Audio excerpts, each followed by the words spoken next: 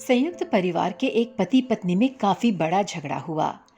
ये झगड़ा उन छोटे मोटे झगड़ों से ज्यादा गंभीर था जो हर पति पत्नी में सामान्यतः होता है, क्योंकि इस झगड़े में एक दूसरे की आलोचना करते करते बात इतनी बिगड़ गई कि पति पत्नी एक दूसरे से अब तलाक मांगने तक बातें करने लगे थे। परिवार के बाकी के सभी लोग बहुत परेशान हो गए और वो सब किसी तरह इन दोनों को समझाकर इस झगड़े का अंत करना चाहते थे। जब सभी के प्रयास काम नहीं आए तो वे लोग पति पत्नी के इस जोड़े को घर के सबसे बुजुर्ग सदस्य यानी दादाजी के पास लेकर गए।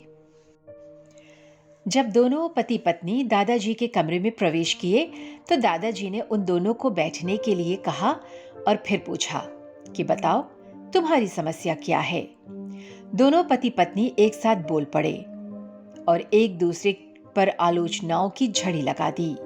जितनी कमियां पत्नी अपने पति में गिना रही थी, उससे ज्यादा कमियां पति भी अपनी पत्नी में गिना रहा था और कई मिनटों तक ये सिलसिला चलता रहा। दादाजी ने भी इन दोनों को नहीं रोका और इनको अपना अपना गुस्सा एक दूसरे पर उतारने दिया। आखिर में जब दोनों एक दूसरे की बुराइयां करके थक गए और शांत हो गए, तब दादाजी ने उन दोनों से कहा, अब दोनों एक दूसरे की कुछ अच्छाइयां बताओ। जब अच्छाई बताने का समय आया तब दोनों ही पति और पत्नी एकदम से चुप हो गए। शायद गुस्से में उन्हें कुछ याद ही नहीं आ रहा था या फिर गुस्से की वजह से ही वो एक दूसरे की अच्छाइयां बताना नहीं चाहते थे। दादाजी ने ये बात भी महसूस कर ली। थोड़ी देर तक जब तक कोई भी नहीं बोला, तब दादाजी ने कहा, अच्छा ठीक है, ये लो पेपर और पेन और एक दूसरे की अच्छाइयां इसमें लिखो।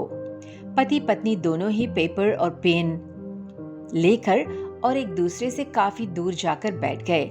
थोड़ी देर तक न पति ने कुछ लिखा और न पत्नी ने। फिर पति ने पेपर पर कुछ लिखना शुरू किया। उसे देखकर पत्नी ने भी अपने पेपर पर लिखना शुरू कर दिया। ऐसा लग रहा था जैसे दोनों एक दूसरे से कंपटीशन कर रहे हो। काफी समय तक दोनों ने पेपर में लिखा और जब पेपर लिखावट से भर गया तब दोनों ही अपना अपना पेपर लेकर दादाजी के पास उन्हें देने के लिए गए। दादाजी ने उन दोनों के ही पेपर लेने से मना कर दिया और कहा कि अपने अपने पेपर एक दूसरे को दे दो और अब एक दूसरे के पेपर को पढ़ो। पति ने पत्नी को और पत्नी ने पति को अपना पेपर दिया। वो एक दूसरे के पेपर को पढ़ने लगे। थोड़ी देर बाद पति और पत्नी दोनों के ही आंखों में आंसू थे। पेपर में अपने बारे में लिखी अच्छाइयां पढ़कर पत्नी फूट फूट कर रोने लगी। पत्नी को रोता देख पति उसे चुप कराने के लिए दौड़ पड़ा और माफी मांगते हुए उसे मनाने लगा। पत्नी ने भी पति से माफी मांगी और माहौल ऐसा हो गया जैसे कभी कोई झगड़ा हुआ ही नहीं था। कमियां और खूबियां हर एक इंसान में होती है। दोस्तों, अब ये हमारे ऊपर है कि हम कमियां देखकर अपने जीवन को नर्क बना लें या खूबियां देखकर अपने जीवन को स्वर्ग बना दें। इस कहानी से हमें यही सीख मिलती है। उम्मीद है ये छोटी सी कहानी आपको पसंद आई होगी। कमेंट करके जरूर बताएं और हाँ, चैनल को सब्सक्राइब जरूर करें।